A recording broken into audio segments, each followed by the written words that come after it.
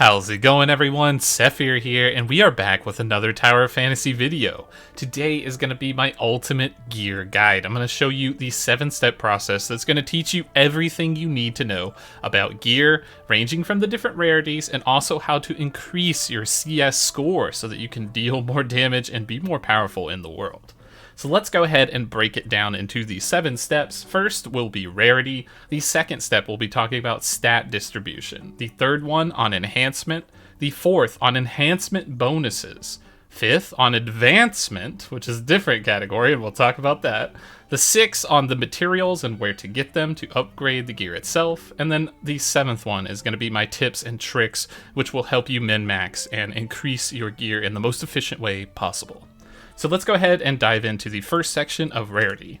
I'm sure by now you guys have collected quite a few pieces of gear, and you know that things range from the white rarity to the green uncommon, rare on blue, purple for the epic, and finally the legendary, which is the new ones that we are getting now since we are above level 50. There is one more final tier later on in 2.0, which is like raid level gear, but we'll get into that in another section down the line. So now that we have discussed the rarity, let's go into the stats or the statistics of the pieces, because this is very important. And I see this question a lot in my videos. They're asking what kind of stats can each piece of gear roll. So this is going to be very important. There are 2 pieces of gear that can roll crit, only 2. That is going to be the gloves and the boots. Every single item is going to come with a static baseline of stats. The gloves happens to come with crit built into it already, as well as attack, making it the most valuable gear piece. After that, the boots are very good because it has the possibility in its random rolls to go ahead and target crit. So that's going to be very important. And if you take a look at the other pieces of gear, you can see that their base stats come along with attack, HP, and some of them come with resistance HP for the more defensive ones. So there's essentially 3 categories here. The gloves are the best, no matter what. Second, minor mention, the boots are the second best. And then it's going to be all the attack categories, so like helm, shoulders, bracers, these are all the same. And then the defensive category, which will be the pants, the belt, and the chest piece. So that's going to be the breakdown for those statistics. They're going to have a flat line effect. Whenever you upgrade that, that's going to go up. And then they're going to have the random effects. So the random effects down low, the random stat rolls. For the gloves, the best possible combination is going to be crit plus attack plus elemental attack times 2.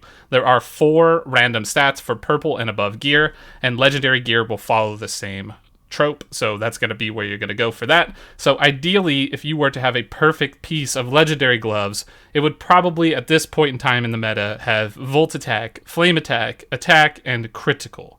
So that would be your best ideal, but the odds of getting that are very, very low. And just to show you an example of gear that can possibly roll these elements, you can see I have all 3 elemental attacks on one piece of blue gear here, so it is possible to do that.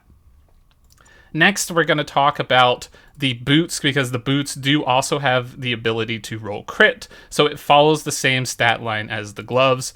When you talk about these other armor pieces, every single other armor piece can only roll attack and elemental attack. There is no crit tied to it. So its best possible outcome would be elemental attack times 3 plus attack, if you can get lucky. Then there are random dud rolls like HP and elemental resistance, which can come in handy in later content down the line. But generally, most people gear towards DPS, unless maybe you're a tank and you really prefer the HP or the resistance. That might be your jam, and you may have a special set of gear looking forward into the future down there. So now that we've explained stats and how that's random, we have the random stats and we have the basic stats. Let's talk about enhancement, because enhancement's going to be important. Whenever I enhance something, I'm going to increase its stat line, so the base stat line. So if I were to enhance these gloves to the next level, I would gain attack and critical, because that is the baseline stats for the glove. So that's how enhancement is going to work. You're going to go up every time, it's going to increase that, and when you enhance to a threshold of like +5 or something, you're every five levels, you are going to unlock a bonus effect that will be added to the item's property, which will be listed under Enhancement Unlocked right below the base stats. So that's going to show you the type of bonus that it's going to get, the special bonus after that. So it can get bit confusing with base stats, enhancement unlocked, and random stats, but it also gets worse. I hate to inform you, there is an enhancement bonus. If you take a look here, for getting 5 pieces or 5 enhancement levels on every single gear piece for all 8 of your gear pieces, you will get a bonus, just flatline stats increased. So this is going to be kind of like the suppressor,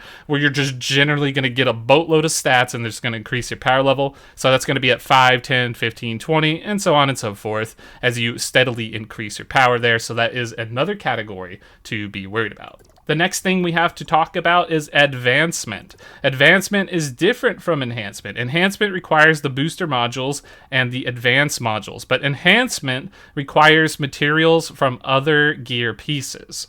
So if I were to take a look at a standard purple belt here, I can see that it takes 1,050 experience to reach the next level. And if I were to throw in some of these crystals, I can see this goes up by like 120. So I can kind of boost myself up in there. And you can also feed it old gear. So here we have a 2-star blue belt, which seems to give quite a lot, 822. So that's going to be our best way to enhance those things. And keep in mind that legendary gear takes a lot of materials, which we'll talk about right after this, in order to enhance. Here is a legendary item, and it takes 3,200 experience just to get the first star. So I'm going to be throwing in several helmets and all kinds of stuff just to get this up 1 level, and you're going to have to do this a lot. And the next thing you need to know about enhancement, which is very, very important, super important, we're going to take a look at my gloves here. We're going to take a look at my gloves. So as you can see, I have Volt Attack, Crit, HP, and Volt Resistance. Every time you gain a star, you will get a random stat boost in one of the random stats that you have. And yes, you can roll the same stat more than once. So I could roll Crit, and then crit again, and then crit again, and then crit again for the 4-star. If I was super, super lucky, right? So ideally going forward, your best possible gear is going to be one that has good stat variety, but happens to roll the really powerful stat that you want. So it happens to keep rolling on crit. It happens to keep rolling on attack, or whatever that may be. It's kind of like the other games you've seen this RNG type roll thing. So even though you get a perfect 4 random stats, it may not be the best because it could all go into like frost attack or flame attack, and you could get 0 crit, and then you're going to be looking for a better piece of gear down the line. So that's going to make it incredibly hard to find that perfect piece of gear, and you're going to need to cycle through a lot of legendary pieces of gear and throw some in the trash, even though they have good stats, but they just didn't roll on the right thing. So you're going to be aiming towards this for quite a while, and having massive crit and massive attack will power up your character exponentially. You will go through the roof in terms of damage, especially that critical stat, since critical is so strong in this game. So now that we have explained the way that the advancement is going to work there, you can get that from 1 stars all the way up to 3 stars, and it does go up in terms of enhancement materials each time, so these gold pieces are going to be quite the grind. So how are we going to get that experience? So let's talk about that.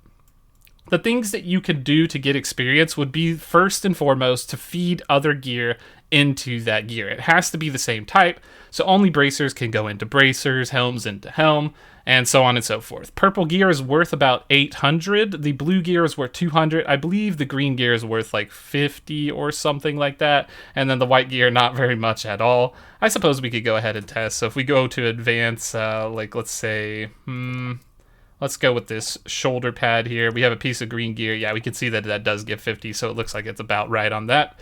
So you're going to be feeding in that gear. You're going to get gear from joint operation, and you can always click on a piece of gear and see how to obtain it when you scroll down. So here we can see we can get this from joint operation. We can get it from the crystal dust store. We can get it from the crew store, but that is a trap. Do not buy gear from the crew store. We can also get it from opening password chests with the Sethphir after level 45 for purple stuff, and at 55 that is going to be the legendary stuff, so make sure you're holding your stuff until 55. That will be good. And then also the Frontier Clash. So those are going to be the best sources. You can also get them out of Claire's Dream Machine and sometimes random like boxes. I've seen like white gear pop out of there, but nothing like too crazy.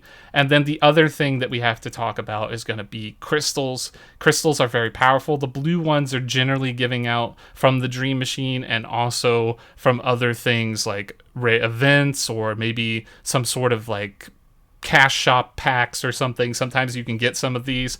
And then you will also have these crystal chunks, which these are available in the world. They come from the elemental nodes, like the fire nodes, the ice nodes, and the lightning nodes. If you get lucky, you will spawn out a crystal chunk, which is very powerful because it will give you 20 XP, and hey, it's free. You can keep farming them forever and ever. And then you will always at least get one of these small little crystal shards, which is 5 experience. So you can bank those up. As you can see, I have 461, so I do a decent amount of farming for these things, and all of this will contribute towards experience for your gear, and trust me, you are definitely going to need it.